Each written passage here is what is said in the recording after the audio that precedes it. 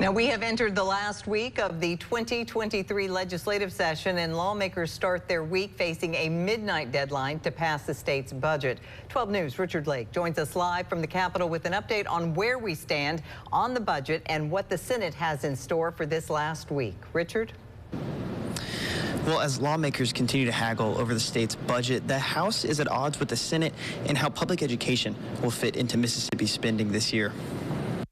The Senate passed a bill that would allocate an extra $181 million into the Mississippi Adequate Education Program, a move that would fully fund Mississippi's public schools for just the third time in the formula's history.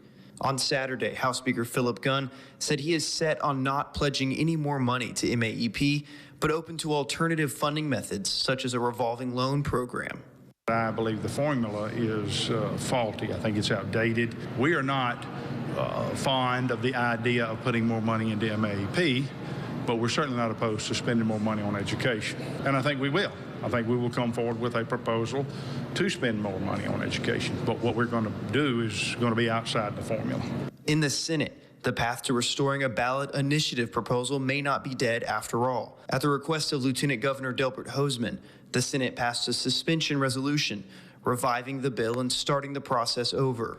To get something passed, the House would have to suspend their rules by a 2/3 vote and work with the Senate on a final version, a move that Speaker Gunn is not fond of. It is my understanding they passed a suspension resolution this morning. Yes. I don't know what that accomplishes without knowing what the new proposal is going to be. Without knowing what new idea or proposal they're going to make, I don't know what point there is in taking it up.